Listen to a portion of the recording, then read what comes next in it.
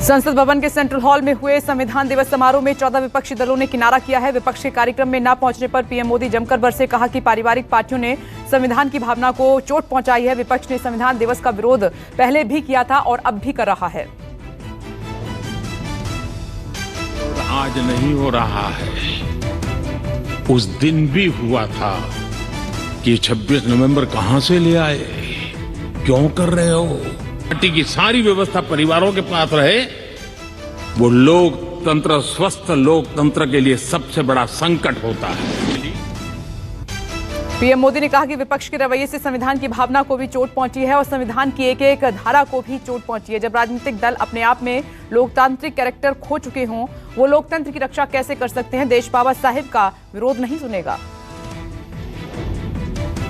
की भावना को भी चोट पहुंची है। संविधान के एक एक धारा को भी चोट पहुंची है। जब राजनीतिक दल अपने आप में अपना लोकतांत्रिक कैरेक्टर खो देते हैं, वो लोकतंत्र की रक्षा कैसे कर सकते हैं?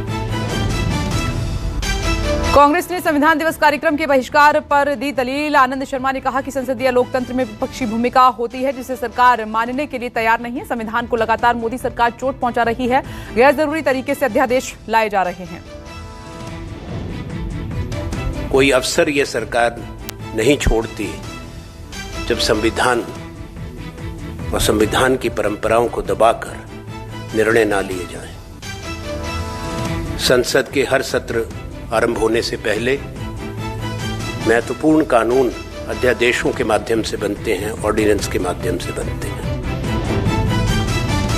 मायावती ने की निजी क्षेत्र में आरक्षण लागू करने की मांग। बोली नहीं हो रहा संविधान का पालन। मायावती ने कहा कि ऐसी सरकारों को संविधान दिवस मनाने का कोई अधिकार नहीं है जो संविधान का पालन ना कर रहे हों। या ऐसे ही केंद्र व राज्यों की सरकारों द्वारा संविधान का पालन किया जा रहा है। ऐसी सरकारों को संविधान दिवस मनाने का कतई भी नैतिक अधिकार नहीं है, बल्कि ऐसी सरकारों को आज इस मौके पर इन वर्गों के लोगों से माफी मांगनी चाहिए। किसान आंदोलन के 1 साल पूरे होने पर दिल्ली के सभी बॉर्डर्स पर सैकड़ों की संख्या में किसान जुटे हैं। इस मौके पर राकेश टिकैत ने कहा कि सरकार बातचीत के लिए तैयार नहीं है और बिना बातचीत के आंदोलन खत्म करने का कोई प्लान नहीं। साथ ही कहा कि जब तक एमएसपी पर गारंटी देने वाला कानून नहीं आता और मुआवजा नहीं मिलता है तब तक हटेंगे नहीं।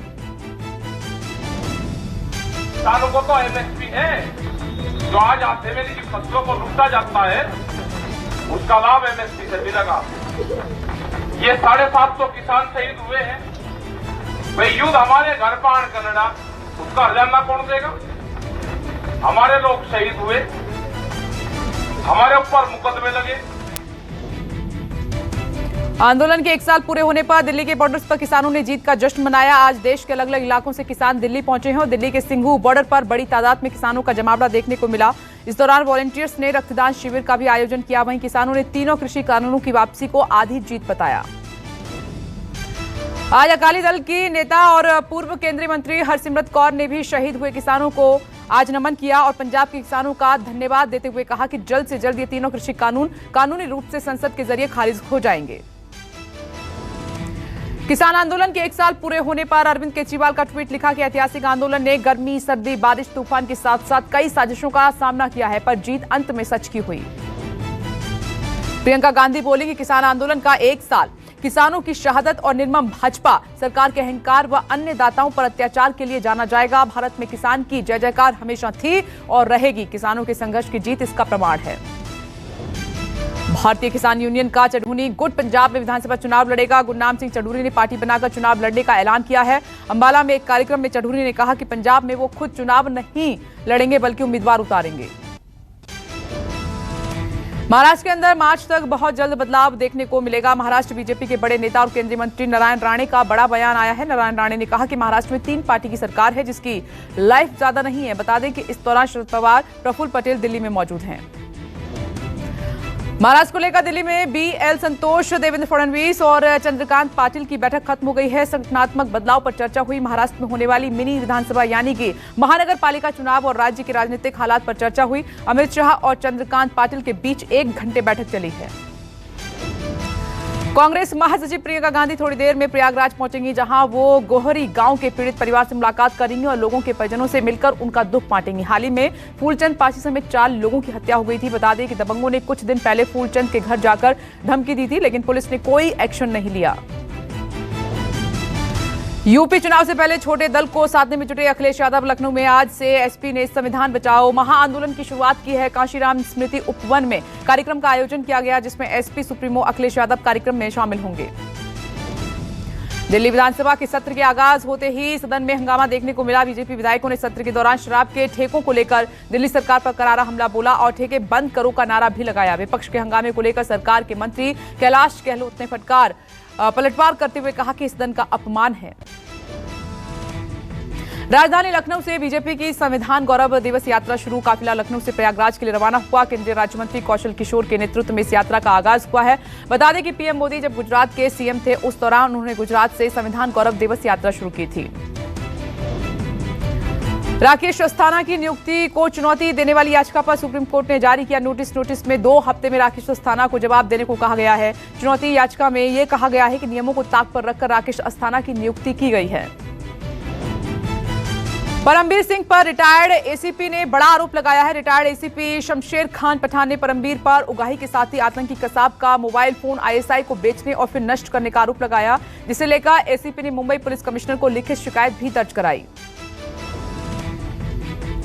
शराबबंदी को सफल बनाने को लेकर बिहार के सभी सरकारी कार्यालयों में कर्मचारियों को शपथ दिलाई गई है। कार्यक्रम के दौरान बिहार पुलिस मुख्यालय में डीजीपी से लेकर कांस्टेबल तक ने शराब न पीने और न पीने देने की शपथ ली है। पुंछ में घुसपैठ कर रहे पाकिस्तानी आतंकी को ढेर किया गया है। बिमहर गली से एलओसी पार करने की कोशिश में था आतंकी। भारी गोलीबारी के बीच मारे गए आतंकी के बाकी साथी वापस भागे। सेना को मौके से हथियार और गोला बारूद बरामद हुआ है। जम्मू पुलिस ने 24 किलो आरडीएक्स और 71 हैंड ग्रेनेड को निष्क्रिय किया है। कई सालों से सीज किए गए विस्फोटकों को सुनसान जगह पर निष्क्रिय किया गया। सालों से ये विस्फोटक पुलिस के सेफ हाउस में रखा गया था। पाकिस्तान बॉर्डर के पास सेना का सबसे बड़ा युद्धाभ्यास। आर्मी, नेवी और एयरफोर्स के जवानों ने दिखाया दम। जैसलमेर में बॉर्डर पर गरजे वायुसेना के लड़ाकू विमान। थल सेना के जवानों ने जमीन पर ऑपरेशन का मॉक ड्रिल किया। भारत पाकिस्तान बॉर्डर पर दक्षिण शक्ति नाम से सबसे बड़ा युद्ध अभ्यास कर रही है। 26 से 11 मुंबई में हुए आतंकी हमले को 13 साल पूरे हुए। गेटवे ऑफ इंडिया में शहीदों को दी गई श्रद्धांजलि। मुंबई पुलिस कमिश्नर के ऑफिस में बने शहीद स्मारक में शहीद अधिकारियों और पुलिसकर्मियों के परिवार वाले जुटे। शहीदों पर फूल चढ़ाए गए। 26 से 11 हमले की बरसी पर राहुल गांधी ने एक वीडियो शेयर किया है। कहा कि सीमा पर कठिन मौसम में परिवार से दूर रहकर देश की रक्षा करता है। जान की नहीं जहान की फिक्र करता है जवान। परिवार की, गांव की, देश की शान है जवान। गृहमंत्री अमित शाह ने ट्वीट किया और कहा कि हमारे जवानों ने आतंकियों का डटकर मुकाबला किया। कृतज्ञ राष्ट्र सदैव आपके बलिदान का ऋणी रहेगा। केंद्रीय विदेश मंत्री एस जयशंकर ने ताज होटल की तस्वीर शेयर करते हुए लिखा, कभी नहीं भूलेंगे। शेयर बाजार में हाहाकार, भारी गिरावट जारी है। सेंसेक्स में 1400 अंकों से ज्यादा की गिरावट दर्ज की गई। निफ्टी 450 अंक टूटा है। कई कंपनियों के शेयर को भारी नुकसान पहुंचा है। जानकारों के मुताबिक शेयर बाजार में गिरावट की वजह कोरोना का नया वेरिएंट का खौफ और कई देशों में फिर लॉकडाउन लगने के अंदेशे हैं। दिल्ली एनसीआर का आज भी प्रदूषण कम नहीं हुआ है, राहत नहीं मिली है। दिल्ली में वायु प्रदूषण गंभीर स्तर पर है और सफर के मुताबिक दिल्ली एनसीआर की वायु गुणवत्ता में 27 नवंबर से मामूली सुधार दर्ज किए जाने की संभावना है। दक्षिण अफ्रीका में मिले कोविड-19 के नए वेरिएंट ने बढ़ाई है चिंता। भारत सरकार ने राज्यों को जारी की एडवाइजरी। केंद्र ने राज्यों को एडवाइजरी में कहा कि दक्षिण अफ्रीका, हांगकांग और बोत्सवाना से आने वाले सभी यात्रियों की कड़ी स्क्रीनिंग की जाए।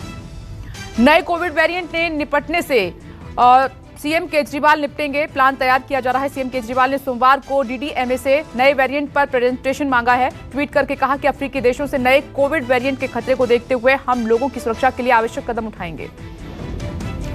दक्षिण अफ्रीका में मिला कोरोना का नया वेरिएंट मल्टीपल म्यूटेशन में सक्षम है। डब्ल्यूएचओ ने बुलाई विशेष बैठक। इस बैठक में दक्षिण अफ्रीका में मिले नए वेरिएंट पर चर्चा की जाएगी।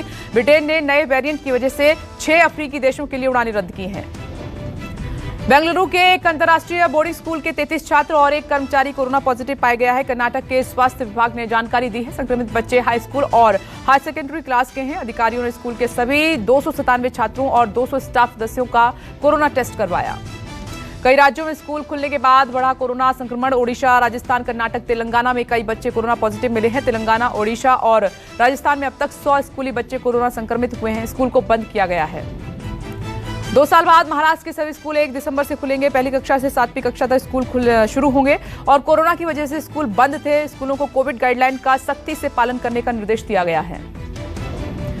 कल के मुकाबले देश में फिर बढ़ा कोरोना संक्रमण। 24 घंटे में 10,549 नए मरीज सामने आए हैं। आंकड़ों के मुताबिक एक दिन में 488 संक्रमित मरीजों की मौत हुई। 9,800 से ज्यादा लोग ठीक हुए हैं। देश में अब संक्रमित मरीजों का आंकड़ा 1,10,000 हुआ है। तमिलनाडु में एक बार फिर तेज बारिश ने लोगों की मुश्किलें काफी बढ़ा दी है। चेन्नई में भारी बारिश के बाद जगह जगह भरा है पानी। सड़कें लबालब भरी हैं। तमिलनाडु और पुडुचेरी के तटवर्ती इलाकों में भारी बारिश का रेड अलर्ट जारी किया गया है। प्रशासन ने मछुआरों को समंदर में न जाने की चेतावनी दी है। सीतापुर में दबंगों ने की ग्राम प्रधान की जबरदस्त पिटाई और भिटना कला गांव पंचायत चुनाव को लेकर विवाद हुआ था, जिसके बाद दबंगों ने लाठी डंडों से हमला कर दिया। हमले में ग्राम प्रधान सहित कई लोग जख्मी हुए हैं। मारपीट का वीडियो सोशल मीडिया पर वायरल हो रहा है।